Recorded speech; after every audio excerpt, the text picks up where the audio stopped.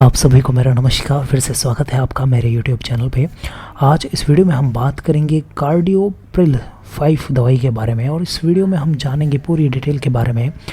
इस दवाई की एक एक बारीकी को हम बहुत अच्छे से समझेंगे इस दवाई की इस वीडियो में, इसलिए इस वीडियो को आप बिल्कुल अच्छे से देखें, आखिरी तक देखें। अगर आप इस वीडियो में जानना चाहते हैं इस दवाई के बारे में तो आपको बिल्कुल भी चिंता करने की जरूरत नहीं है। मैं आपको सारी जानकारी इस दवाई के बारे में दूंगा। और आपने मेरे चैनल को सब्सक्राइब नहीं किया है तो प्लीज़ अभी सब्सक्राइब करें, क्योंकि इस चैनल पर आपको ए से लेकर जेड तक दवाइयों की सीरीज और काफ़ी हेल्थ टिप्स देखने को मिलेंगी।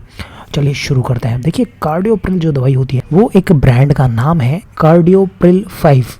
इसे बनाती है डॉक्टर रेड्डी। देखिए, इस ब्रांड की दवाई के अंदर आता है रैमीप्रिल 5 mg। ये हमें समझना पड़ेगा, बहुत अच्छे से आप इसे समझें कि नाम तो होता है कार्डियोप्रिल। केमिस्ट की शॉप पर अगर कोई भी दवाई लेने जाता है तो उसे कार्डियोप्रिल 5 बोलना पड़ेगा, ना कि रैमीप्रिल।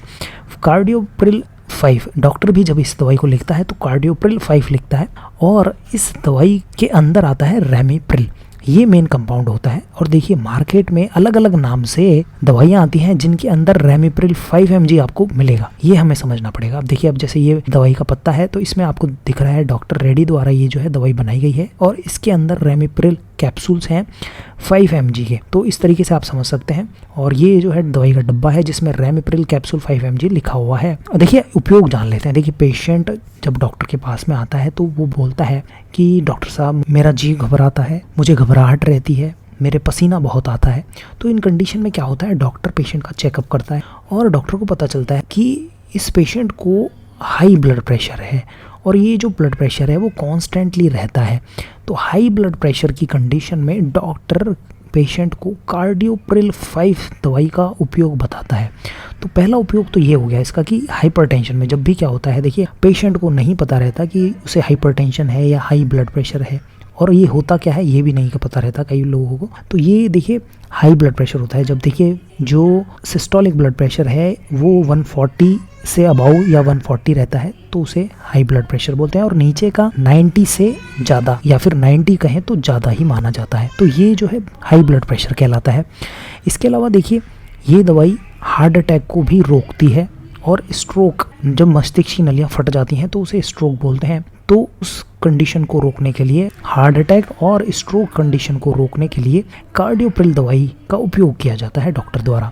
इसके अलावा देखिए, अगर किसी को हार्ट फेलियर हो चुका है, हार्ट अटैक आ चुका है और हार्ट अच्छे से काम नहीं कर रहा है, तो भी कार्डियोप्रिल दवाई का उपयोग जो है किया जाता है डॉक्टर के द्वारा।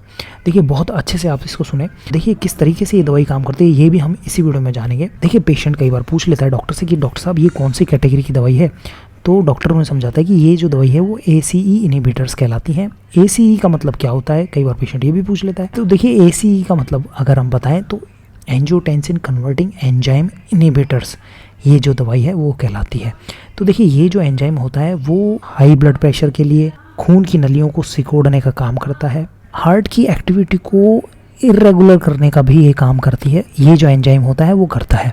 तो ये दवाई क्या करती है, इसी को इनहिबिट कर देती है। उससे क्या होता है, हार्ट की जो मसल्स होती हैं वो रिलैक्स होती हैं, कॉन्ट्रैक्ट होती हैं आराम से, और जो ब्लड वेसल्स होती हैं वो भी काफ़ी रिलैक्स होती हैं। तो इससे क्या होता है, देखिए यहाँ पे भी लिख रखा है कि ब्लड वेसल्स जो हैं वो रिलैक्स होती हैं, और जो हार्ट का जो स्ट्रेस है वो कम होता है इस दवाई को लेने के बाद में।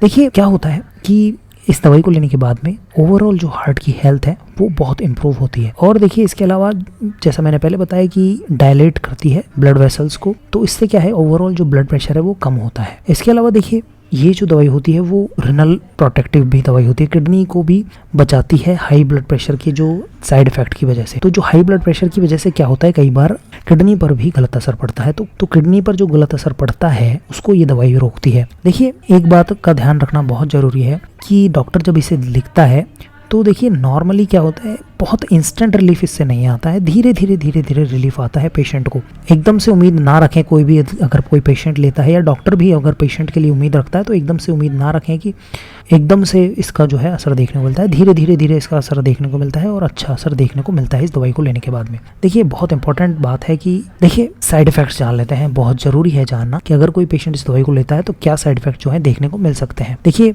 हाई ब्लड प्रेशर को जब कम करते हैं या लो ब्लड प्रेशर हो जाता है इस दवाई से कई बार, तो उसकी वजह से क्या होता है, डिजीनेस हो सकती है, चक्कर आ सकते हैं, थोड़ा कमजोरी फील हो सकती है, ड्राउजीनेस फील हो सकती है, थोड़ा कई बार कफ भी पेशेंट में देखने को मिला है, थोड़ी सूखी खांसी देखने को मिली है, और सर दर्द भी कई बार हो जाता है, क्योंकि जो ब्लड प्रेशर है उसकी वजह से ही ये सारा जो है साइड इफेक्ट है जो देखने को मिलते हैं।